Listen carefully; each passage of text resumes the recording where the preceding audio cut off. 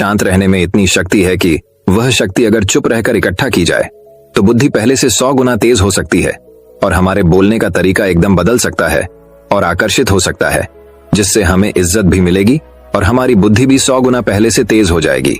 इसके पीछे का एक अद्भुत रहस्य हम कहानियों के माध्यम से जानेंगे, तो बिना देर किए चलिए उन कहानियों की शुरुआत करते हैं। पहली कहानी। जब मन अशांत हो तो कुछ समय मौन रहकर हालात समझें और फिर निर्णय लें। मन को मिल सकती है शांति। गौतम बुद्ध से। एक व्यक्ति ने कहा कि मुझे आपसे बहुत सारे प्रश्न पूछना है। बुद्ध ने कहा कि पहले 1 साल तक मौन रखो, फिर प्रश्न पूछना। अशांत मन में प्रश्नों की अधिकता रहती है। प्रश्नों की वजह से हम सही निर्णय नहीं ले पाते हैं। ऐसी स्थिति में कुछ मौन हो जाना चाहिए। मौन रहकर हालात समझेंगे तो मन को शांति मिल सकती है। इस संबंध में गौतम बुद्ध से जुड़ा एक प्रेरक प्रसंग प्रचलित है, जानिए। ये प्रचलित प्रसंग के अनुसार गौतम बुद्ध रोज अपने शिष्यों को उपदेश देते थे। बुद्ध के प्रवचन सुनने शिष्यों के साथ ही अन्य लोग भी पहुंचते थे। एक दिन जब बुद्ध प्रवचन दे रहे थे तभी एक व्यक्ति पहुंचा और वह बोला कि तथागत, मैं आपसे बहुत सारे प्रश्न पूछना चाहता हूं। मेरा मन बहुत अशांत है, कृपया मेरे प्रश्नों के उत्तर दें ताकि मेरा मन शांत हो सके। बुद्ध ने उससे कहा कि मैं तुम्हारे प्रश्नों के उत्तर जरूर दूंगा, लेकिन तुम्हें 1 साल तक मौन धारण करना होगा। 1 साल के बाद तुम जो भी पूछोगे तुम्हें उसका उत्तर जरूर मिल जाएगा। उस व्यक्ति ने कहा कि 1 साल बाद आप मेरे प्रश्नों के अवश्य देंगे ना? बुद्ध ने कहा कि मैं अपनी बात का पक्का हूं, तुम्हें सारे प्रश्नों के जवाब दूंगा। लेकिन 1 साल बाद बुद्ध की बात मानकर उस व्यक्ति ने मौन व्रत धारण कर लिया। धीरे धीरे वह मौन की वजह से उसका मन एकाग्र होने लगा। वह ध्यान में उतरने लगा, मन भी शांत होने लगा। उसके सभी प्रश्न खत्म होने लगे। 1 साल बीत गया। समय पूरा होने के बाद बुद्ध ने उस व्यक्ति से कहा कि अब तुम अपने सभी प्रश्न मुझसे पूछ सकते हो। ये बात सुनकर वह व्यक्ति हंसा और कहा कि 1 साल पहले मेरे मन में कई प्रश्न थे, लेकिन अब सारे प्रश्न शांत हो गए हैं। अब मेरे पास आपसे पूछने के लिए कोई प्रश्न नहीं है। बुद्ध ने उस व्यक्ति से कहा कि जब तक हमारा मन शांत नहीं है, मन में ढेरों प्रश्न उठते रहते हैं, उसकी परेशानियां बनी रहती हैं। अज्ञान और भ्रम की वजह से हमारा मन प्रश्नों के उत्तर तक पहुंच ही नहीं पाता है। कुछ समय मौन धारण करके हम हालातों को समझेंगे तो सारे प्रश्नों के उत्तर स्वतः ही मिलने लगते हैं। मन शांत हो जाता है तो सभी प्रश्न भी खत्म हो जाते हैं। सारी चीजें हम आसानी से समझने लगते हैं और जीवन में सुख शांति मिल जाती है। तो दर्शकों, अब चलिए हमारे दूसरे कहानी की शुरुआत करते हैं। दूसरी कहानी। वाणी या बोलना ही नहीं बल्कि मौन में भी शक्ति होती है। यही कारण है कि धर्मों में मौन को बहुत महत्व दिया गया है। वैज्ञानिकों द्वारा भी इस बात को माना गया है कि सेहत से मौन का गहरा संबंध है और इससे मानसिक शांति मिलती है। मौन से विचारों में एकाग्रता आती है और रचनात्मकता बढ़ती है। इसलिए जितने भी साधु संत या तपस्वी हुए, सब ने मौन रहकर और ध्यान लगाकर ही संसार के गूढ़ ज्ञानों को प्राप्त किया। हमारे जीवन में एक नहीं बल्कि बहुत सारे दुखों का कारण बोलना ही है, क्योंकि हमारी समस्या यही है कि हम चुप नहीं रह सकते। हमेशा कुछ न कुछ बोलते ही रहते हैं और आपके बोलने के कारण ही आधे से ज्यादा दुख निर्मित होते हैं। परिवार में कलह क्लेश का कारण भी हमारा बोलना ही होता है। आप जितनी भूख उतना भोजन खाते हैं, जितनी जरूरत उतना कार्य करते हैं। लेकिन क्या आपने इस बारे में कभी सोचा है कि आप कितना बोलते हैं? क्या आप उतना ही बोलते हैं जितनी आवश्यकता है, या अनावश्यक ही सारे दिन बोलते हैं? इस बारे में कभी अकेले बैठकर जरूर सोचिए कि आज आपने दिन भर में कितना बोला, क्या बोला और सबसे जरूर कि क्यों बोला। इनमें से कितनी बातें जरूरी थीं और कितनी अनावश्यक सुनने सुनाने के माहौल से निकले। बाहर मनुष्य की प्रवृत्ति ऐसी है कि वह अपने मन में चल रही बातों को दूसरों को सुनाना चाहता है और दूसरा भी आपके साथ ठीक वही काम करता है। ये बातें किसी अन्य या तीसरे व्यक्ति से संबंधित हो तो सुनने सुनाने का काम और भी दिलचस्पी से होता है। आप फिर जब कभी भी बैठते हैं तो इन्हीं बातों को फिर से दोहराया जाएगा और फिर से इन्हीं बातों पर विचार करेंगे। ये सुनने सुनाने का माहौल जीवन भर चलता रहता है और इस तरह से आप खो देते हैं अपना समय, अपना जीवन, अपनी सोच समझ और वो कीमती पल जिसमें जिया जा सकता है और जिसमें आनंद प्राप्त किया जा सकता है। इसलिए जब तक हम बाहर की ओर बोलते रहेंगे, हमारे भीतर अशांति रहेगी। जिस दिन हम मन से चुप हो जाएंगे तो तब बाहर हमारे मुख से कुछ भी निकले, हम शांत ही रहेंगे। दुनिया में जितनी बुराइयां हैं, परिवार में क्लेश है, पति पत्नी में विवाद है, सब बोलने के कारण ही होते हैं। हम चुप रहना नहीं चाहते हैं, हमेशा सुना देना चाहते हैं, लेकिन व्यर्थ का बोलना ऊर्जा का नष्ट होना है। इसलिए जितने भी बुद्धत्व साधु और संत हुए वे एकांत की ओर गए, क्योंकि उन्हें अधिक बोलना न पड़े और अधिक सुनना न पड़े। महावीर ने 12 वर्ष और महात्मा बुद्ध ने 10 वर्ष मौन रहने के बाद ज्ञान प्राप्त किया। महर्षि रमण और चाणक्य भी मौन के उपासक थे, लेकिन आप इस संसार में रहकर भी एकांत रह सकते हैं। इसके लिए आपको अपनी उन ऊर्जाओं को बचाना होगा जिसे आप व्यर्थ के शब्दों में नष्ट कर देते हैं। इसलिए उतना ही बोले जितना जरूरी हो। तो दर्शकों, अब चलिए हमारे तीसरी कहानी की शुरुआत करते हैं। तीसरी कहानी, हमेशा मन शांत रखें और आत्मविश्वास कमजोर न होने दें, तभी सुख मिल सकता है। आश्रम में एक संत हमेशा दुखी रहता था और दूसरा संत हमेशा सुखी रहता था। दुखी व्यक्ति ने गुरु से पूछा कि मेरे जीवन में सुख क्यों नहीं है। सकारात्मक सोच की वजह से हम बड़ी बड़ी परेशानियों को दूर कर सकते हैं। इस संबंध में एक कथा प्रचलित है। कथा के अनुसार पुराने समय 2 संत हमेशा साथ रहते थे। दोनों एक ही आश्रम में रहते थे। एक का नाम सुखी और दूसरे का नाम दुखी था। संत सुखी हर हाल में सुखी रहता था, जबकि दूसरा संत हमेशा दुखी रहता था। इस कारण उसका नाम दुखी रख दिया गया था। गांव के लोग अपनी परेशानियां लेकर इन संतों के आश्रम में आते थे। दोनों ही संत अपने अपने तरीके से परेशान लोगों को समाधान भी बताते थे। दुखी संत के समाधान भी बहुत अच्छे होते थे, जिनसे लोगों की चिंताएं दूर हो जाती थीं। दोनों ही संतों की जीवन शैली भी एक समान थी, लेकिन विचार एकदम अलग थे। दुखी संत अपने दुखों का कारण समझ नहीं पा रहा था। एक दिन वह अपने गुरु के पास गया और उनसे ये प्रश्न पूछा कि लोगों ने मेरे चेहरे के हाव भाव को देखकर मेरा नाम ही दुखी रख दिया है। मैं भी संत सुखी की तरह ही दैनिक पूजा पाठ करता हूँ, हर काम ईमानदारी से करता हूँ, फिर भी मेरे जीवन में दुख ही दुख क्यों है। गुरु ने दुखी संत से कहा कि तुम दोनों एक जैसे काम करते हो, लेकिन दोनों के सुख दुख के भाव अलग अलग हैं। सुखी संत का मन हमेशा शांत रहता है, वह संतोषी है, उसे खुद पर भरोसा है कि वह बड़ी से बड़ी परेशानियों को आसानी दूर कर सकता है, इसीलिए हमेशा सुखी रहता है। जबकि तुम हर हाल में अशांत रहते हो, परिणाम को लेकर कभी भी संतुष्ट नहीं होते, तुम्हें खुद पर भरोसा ही नहीं है, इस कारण तुम दुखी रहते हो। कथा की सीख मन की शांति और आत्मविश्वास ही व्यक्ति को बड़ी बड़ी परेशानियों से बाहर निकालता है। इसीलिए खुद पर भरोसा करें और मन शांत रखकर काम करें, तभी सुख और सफलता मिल सकती है। तो दर्शकों, अब चलिए हमारे चौथी कहानी की शुरुआत करते हैं। चौथी कहानी, हरे भरे हिमालय के पहाड़ों के बीच, फुसफुसाते हुए देवदार के पेड़ों और लहराते प्रार्थना झंडों के बीच प्रकाश नाम का एक भिक्षु रहता था। वह मौन साधना के प्रति अपने अटूट समर्पण के लिए दूर दूर तक जाने जाते थे। प्रकाश ने कई साल पहले मौन रहने की शपथ ली थी और केवल इशारों, अभिव्यक्तियों और कभी कभार लिखित नोट के माध्यम से संवाद करने का विकल्प चुना था। हर सुबह जैसे ही पहली रोशनी बर्फ से ढकी चोटियों को चूमती थी, प्रकाश अपने फर के साधारण बिस्तर से उठते थे और एक मौन प्रार्थना के साथ अपने दिन की शुरुआत करते थे। फिर वह प्राचीन बोधि वृक्ष के नीचे ध्यान करते थे। उनका मन भोर के समय पहाड़ी झील की तरह स्पष्ट और शांत होता था। प्रकाश के दिन शांत गतिविधियों से भरे हुए थे। मठ के वनस्पति उद्यान की देखभाल करना, हर्बल चाय बनाना और उन ग्रामीणों को आशीर्वाद देना जो उसकी बुद्धि की तलाश में आए थे। उनकी चुप्पी के बावजूद उनकी सौम्य उपस्थिति बहुत कुछ कहती थी और कई लोग उनकी संगति में सांत्वना तलाशते थे। एक दिन राजू नाम का एक युवक मठ में पहुंचा। उसका दिल दुख से भारी था। वह सांसारिक सुखों की तलाश में अपना रास्ता खो चुका था और अब अपनी गहरी चुप्पी के लिए जाने जाने वाले भिक्षु से मार्गदर्शन चाहता था। जैसे ही राजू प्रकाश के चरणों में बैठा, भिक्षु ने उसे ऐसी आंखों से देखा जो सतह से परे उसकी परेशान आत्मा की गहराई में देख रही थीं। बिना कुछ कहे प्रकाश ने राजू को कागज की एक खाली शीट और एक कलम दी। भ्रमित लेकिन उत्सुक, राजू ने झिझकते हुए कलम उठाया और लिखना शुरू कर दिया। उसके शब्द तेज नदी की तरह बह रहे थे। उसके डर, पछतावे और इच्छाओं को बाहर निकाल रहे थे। जैसे ही उसने लिखना समाप्त किया, उसने कागज प्रकाश के फैले हुए हाथ में रख दिया। शांत मुस्कान के साथ प्रकाश ने कागज पर लिखे शब्दों को पढ़ा और फिर उसे तोड़ मरोड़ कर अग्निकुंड में फेंक दिया। जैसे ही आग की लपटों ने कागज को भस्म कर दिया, राजू को अपने ऊपर मुक्ति का एहसास हुआ, मानो उसका बोझ कागज के साथ जल रहा हो। उस दिन से राजू मठ का नियमित आगंतुक बन गया। प्रकाश के साथ मौन चिंतन में बैठा और उसकी उपस्थिति की शांति में शांति पा रहा था। उसने हवा की फुसफुसाहट, पत्तों की सरसराहट और अपने दिल की धड़कन सुनने की कला सीखी। जैसे जैसे मौसम बदला और बर्फ पिघलकर कर पहाड़ों पर बहने वाली नदियों में बदल गई, राजू को मौन का सही अर्थ समझ में आया।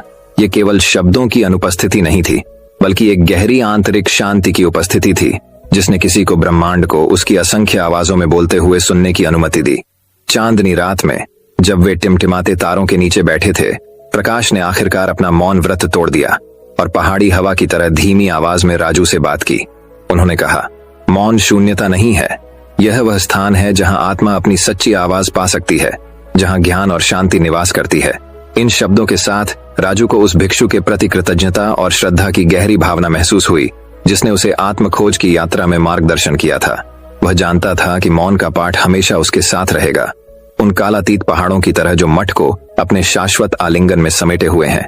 और इस प्रकार मौन रहकर बोलने वाले साधु की कहानी दूर दूर तक फैल गई, जिससे दूसरों को उस ज्ञान की तलाश करने की प्रेरणा मिली जो केवल हृदय की शांति में ही पाया जा सकता है। इस कहानी का नैतिक ये है कि कभी कभी सबसे गहन सत्य शब्दों के बीच के शांत स्थानों में पाया जा सकता है, जहां आत्मा फुसफुसाहट में बोलती है, जिसे केवल चौकस श्रोता ही सुन सकता है। प्रकाश की तरह हम सभी मौन की शक्ति को अपनाना सीखें और ये हमें आंतरिक शांति और ज्ञानोदय के मार्ग पर मार्गदर्शन करे। तो दर्शकों, अब चलिए हमारे 5वीं कहानी की शुरुआत करते हैं। 5वीं कहानी। एक समय की बात है। हरे भरे राज्य के मध्य में एक शानदार महल था, जहां एक बुद्धिमान और विनम्र भिक्षु रहता था।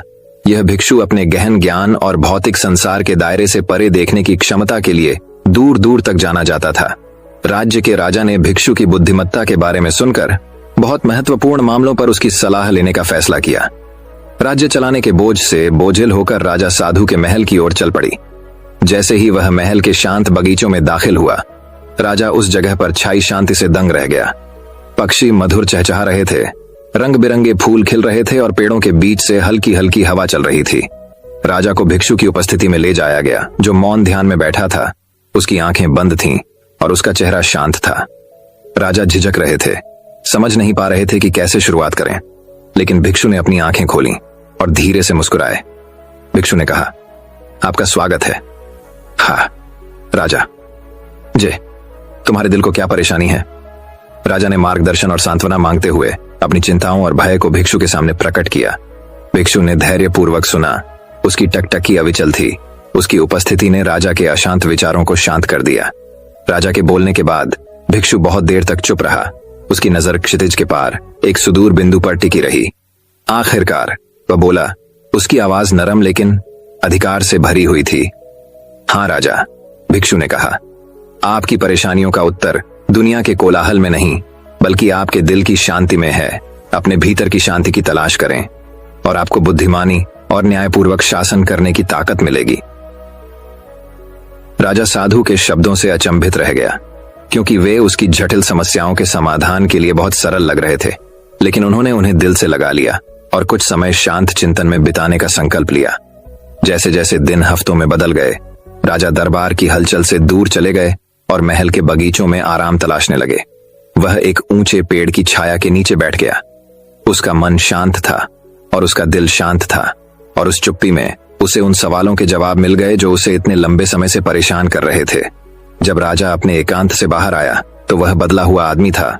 उनकी प्रजा ने उनकी आंखों में नई बुद्धि और करुणा देखी और उनके सौम्य शासन के तहत राज्य समृद्ध हुआ। और साधु मुस्कुराया, यह जानकर कि राजा ने वास्तव में मौन की शक्ति को समझ लिया है। कहानी का सार यह है कि सच्चा ज्ञान दुनिया के शोर में नहीं, बल्कि हमारे अपने दिलों की शांत गहराइयों में निहित है। मौन की शांति में हम अपने गहरे सवालों के जवाब पाते हैं और जीवन की चुनौतियों का साहस और शालीनता के साथ सामना करने की ताकत पाते हैं।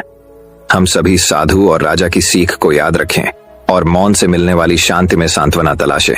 तो दर्शकों, अब चलिए हमारे छठी कहानी की शुरुआत करते हैं। छठी कहानी, मौन की शक्ति। प्रेरणादायक कहानी। एक बार एक किसान था जिसे पता चला कि उसकी घड़ी खेत में खो गई है। पल यह कोई साधारण घड़ी नहीं थी, क्योंकि उसके लिए इसका भावनात्मक महत्व था। काफी देर तक घास ढूंढने के बाद उसने हार मान ली और खलिहान के बाहर खेल रहे बच्चों के एक समूह से मदद मांगी। उसने उनसे वादा किया कि जो व्यक्ति इसे ढूंढेगा उसे इनाम दिया जाएगा। यह सुनकर बच्चे जल्दी से खलिहान के अंदर चले गए। घास के चारों ओर घूमे, लेकिन फिर भी उन्हें घड़ी नहीं मिली। जब किसान अपनी घड़ी ढूंढना छोड़ने ही वाला था, तभी एक छोटा लड़का उसके पास आया और एक और मौका देने को कहा। किसान ने उसकी ओर देखा और सोचा, क्यों नहीं, आखिरकार ये बच्चा काफी ईमानदार दिखता है, इसलिए किसान ने छोटे लड़के को वापस खलिहान में भेज दिया। थोड़ी देर बाद छोटा लड़का हाथ में घड़ी लेकर बाहर आया। किसान खुश और आश्चर्यचकित था और इसलिए उसने लड़के से पूछा कि जहां बाकी लोग असफल हो गए थे वहां वह कैसे सफल हो गया। लड़के ने उत्तर दिया, मैंने जमीन पर बैठकर सुनने के अलावा कुछ नहीं किया। सन्नाटे में मैंने घड़ी की टिक टिक सुनी और बस उस दिशा में देखने लगा। संदेश एक शांत दिमाग एक सक्रिय दिमाग की तुलना में बेहतर सोच सकता है। हर दिन अपने मन को कुछ मिनटों का मौन रहने दें और देखें कि यह आपको अपने जीवन को ईश्वर की अपेक्षा के अनुसार स्थापित करने में कितनी तेजी से मदद करता है। शिक्षा आत्मा हमेशा जानती है कि खुद को ठीक करने के लिए क्या करना है। चुनौती मन को शांत करने की है। तो दर्शकों, अब चलिए हमारे 7वीं कहानी की शुरुआत करते हैं। 7वीं कहानी मौन की शक्ति इतनी बड़ी है जिसके आगे हर कोई झुक जाता है। सास बहू की तकरार के किस्से तो पूरी दुनिया में मशहूर है। कुछ किस्से आपको गुदगुदाते हैं, वहीं कुछ किस्से आपको बहुत जरूरी सीख भी देते हैं। आइए एक ऐसा किस्सा ही हम जानते हैं। एक गांव में सास बहू रहती थी। दोनों में छोटी छोटी बातों पर लड़ाई होती रहती थी। सास अपना रसूख जमाने के लिए बहू को हमेशा खरी खोटी सुनाया करती थी। बहू भी कुछ कम नहीं थी, वह भी सास पर अक्सर पलटवार किया करती थी और सास को ताने मारते हुए पानी पीकर कोसती रहती थी। एक दिन गांव में संत आए। बहू ने संत की काफी देखभाल की। संत बहू की सेवा से काफी प्रसन्न हुए। एक दिन मौका देखकर बहू ने संत से निवेदन किया कि वह उसको कोई ऐसा उपाय बताए कि उसकी सास की बोलती बंद हो जाए। बहू के निवेदन करने पर संत ने कागज पर एक मंत्र लिखकर उसको दे दिया और कहा कि जब भी तुम्हारी सास तुमको बुरा भला बोले तुम इस मंत्र को कागज पर लिखना और अपने दांतों के बीच दबा लेना। दूसरे दिन जब सास ने बहू के साथ झगड़ा किया और उसको अपशब्द कहे तो सास ने संत के कहे अनुसार किया और मंत्र को कागज पर लिखकर अपने दांतों के बीच दबा लिया। इस स्थिति में बहू सास को कोई जवाब नहीं दे पाई। यह सिलसिला लगातार 2-3 दिनों तक चलता रहा। एक दिन सास ने बड़े प्रेम से बहू से कहा कि अब मैं तुमसे कभी नहीं लड़ाई करूंगी क्योंकि अब तुमने मेरी गाली के जवाब में गाली देना बंद कर दिया है। बहू ने सोचा मंत्र का असर हो गया है और सास ने हथियार डाल दिए हैं। दूसरे दिन बहू संत के पास गई और कहा कि मेरी सास पर आपके दिए हुए मंत्र का असर हो गया है और उसकी सास ने अब उससे लड़ाई करना बंद कर दिया है। संत ने बहू को जवाब देते हुए कहा कि यह मंत्र का नहीं, मौन का असर है। तो दर्शकों, अब चलिए हमारे 8वीं कहानी की शुरुआत करते हैं। 8वीं कहानी, मन को शांत करना चाहते हैं तो ये है सही रास्ता। इस बात को ध्यान रखें कि आपकी परेशानी सिर्फ आपके मन की एक स्थिति है। इससे छुटकारा पाने के लिए मन को शांत रखते हुए सही उपायों पर काम भी आपको ही करना होगा। अगर आप चाहते हैं कि आपका मन शांत हो जाए तो ये कहानी आपकी मदद करेगी। एक सेठ के पास बहुत धन संपत्ति थी, किंतु फिर भी उसके मन को शांति न थी। एक दिन किसी व्यक्ति ने बताया कि किसी नगर में एक साधु रहता है। वह लोगों को ऐसी सिद्धि देता है जिससे मनचाही वस्तु प्राप्त हो जाती है। सेठ उस साधु के पास जाकर बोला, महाराज मेरे पास बहुत पैसा है लेकिन मन की शांति नहीं है। साधु ने कहा कि बेटा, जैसा मैं करूं उसे चुपचाप देखते रहना, इससे तुम्हें मन में शांति करने की युक्ति मिल जाएगी। अगले दिन साधु ने सेठ को कड़ी धूप में बिठाए रखा और खुद कुटिया में चले गए। सेठ गर्मी से बेहाल हो गया मगर चुप रहा। दूसरे दिन साधु ने उसे कुछ भी खाने पीने को नहीं दिया और स्वयं तरह तरह के पकवान खाता रहा। सेठ इस दिन भी चुप रहा। तीसरे दिन सेठ गुस्से में वहां से जाने लगा तो साधु बोला, क्यों, क्या हुआ? इस बात पर सेठ बोला, महाराज मैं यहाँ बड़ी आशा लेकर आया था किंतु मुझे यहाँ निराशा ही मिली। इस बात के उत्तर पर साधु ने कहा, मैंने तो तुम्हें शांति की युक्ति बता दी। पहले दिन जब मैंने तुम्हें धूप में बैठने के लिए कहा और मैं स्वयं कुटिया में बैठा तो तुम्हें बताया कि मेरी छाया तुम्हारे काम नहीं आएगी। ये तुम्हें समझ नहीं आने पर मैंने तुम्हें भूखा रखा और खुद भरपेट खाया। उससे मैंने तुम्हें समझाया कि मेरी साधना से तुम्हें सिद्धि नहीं मिलेगी। उसी तरह शांति भी तुम्हें अपनी मेहनत और पुरुषार्थ से ही मिलेगी। मैं तुम्हारे मन को शांत नहीं कर सकता, उसके लिए तुम्हें खुद ही मन की शांति प्रदान करने वाले काम करने होंगे। यह सुनकर सेठ की आंखें खुल गईं और वह साधु से आशीर्वाद लेकर अपने घर चला गया। दोस्तों, मैं उम्मीद करता हूं कि यह कहानी सुनने से आपके जीवन में अच्छे बदलाव आए होंगे। आपको इस वीडियो से क्या सीखने मिला ये कमेंट करके जरूर बताएं और अपने परिवार, दोस्तों या आपके करीबी इंसान के साथ ये कहानी शेयर करके उन्हें भी इस ज्ञान से परिचित करवाएं। बाकी अगर आपको यह वीडियो दिल से अच्छी लगी हो तभी इस वीडियो को लाइक कर देना और आपने अब तक इस चैनल को सब्सक्राइब न किया हो तो चैनल को सब्सक्राइब भी जरूर कर देना। आपका हर दिन शुभ हो और खुशियों से आपका जीवन भरा रहे। धन्यवाद। नमो बुद्धाय।